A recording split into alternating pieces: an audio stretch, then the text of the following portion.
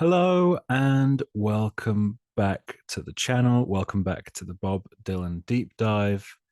This is the first video I'm recording in probably 4 or 5 weeks.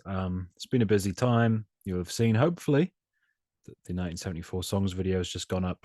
Go check that out if you haven't.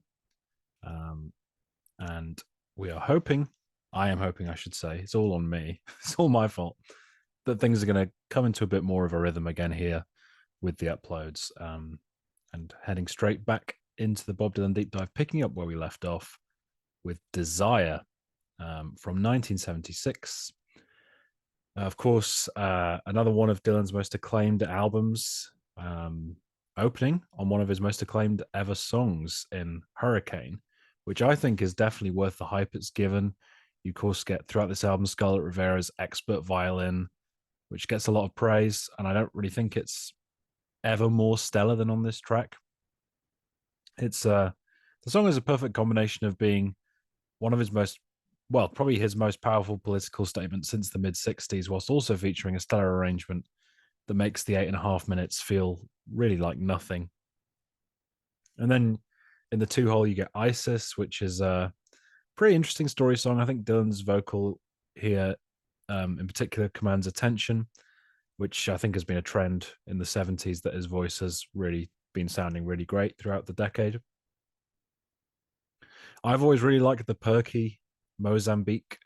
The start of the album, those first sort of four songs are all quite varied in mood and style, despite having the very similar arrangements and instrumentation, which I think is a good thing. Um, and yeah, I think Emmylou Harris, of course, mention her. She's a great addition to the sound of this album. And I think this is one of the songs where she really gets to sort of complement what Dylan's doing the best. Um, you get Oh Sister Next, which is, I think, is a pretty song, but doesn't really stack up as engaging as the songs that came before it, in my opinion.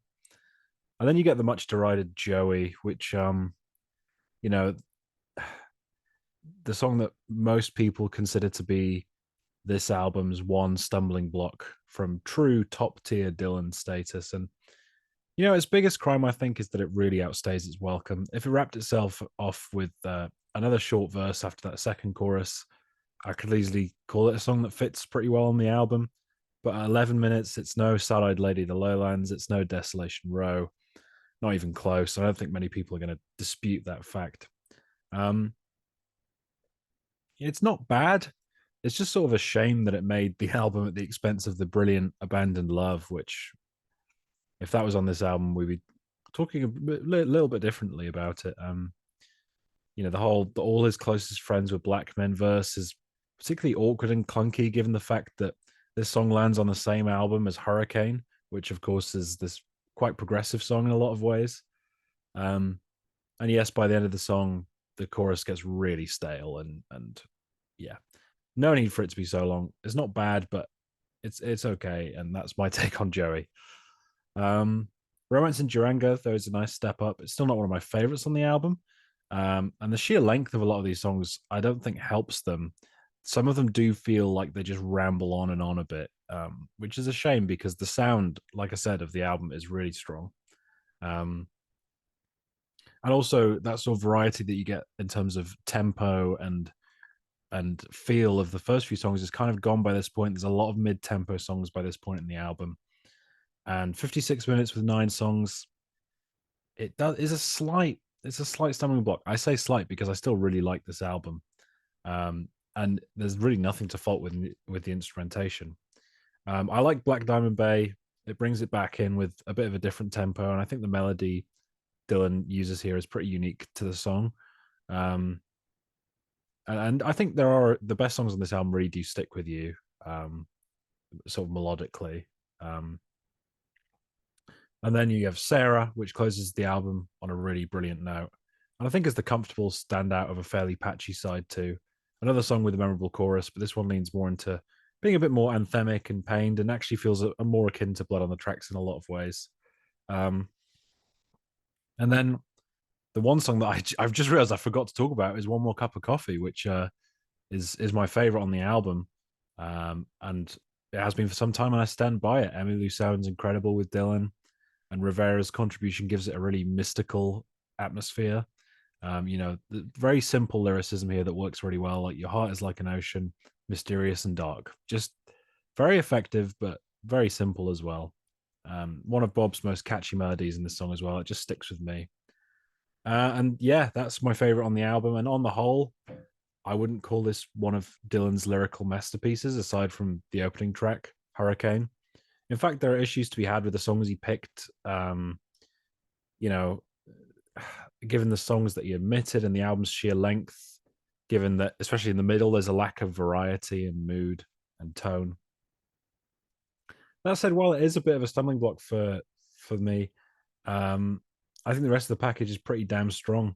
The main man's vocals sound great, and the addition of Scarlett Rivera and Emmylou Harris, which is going to be talked about in every review of this album, I'm sure, make for one of his most lovely, warm, cozy sounding albums, and one I'm quite happy to own on vinyl as well. Despite some gripes I may have with it, I think the best stuff here is top shelf, and I'm going an 8 out of 10 for Desire. I think it's a really strong album, and definitely one of his better albums of the 70s. And if you look at my track ratings here, you will see that I gave the full score to both One More Cup of Coffee and Hurricane, to me, the two clear standouts on the album, with Joey being comfortably my least favorite, with a 6 out of 10. But really, no massive stinkers on this album, especially compared to some of his others. I think it's quite consistent. And again, maybe to a fault, just for that sort of lack of differentiation and mood. And I really do think having Abandoned Love on this album might get it up to a 9. It's a shame it's not on there. But that's Dylan for you. A lot of his fans will tell you that he was not always the best at picking the songs and even the takes of the songs. Um, and that means Desire lands at number 7 in my ranking between The Freewheeling Bob Dylan and Planet Waves. So like a solid 8, but not going to be in the top 5 by the end of this, which is interesting. I might have assumed it would have been before revisiting it. So yeah, let me know what you think of Desire.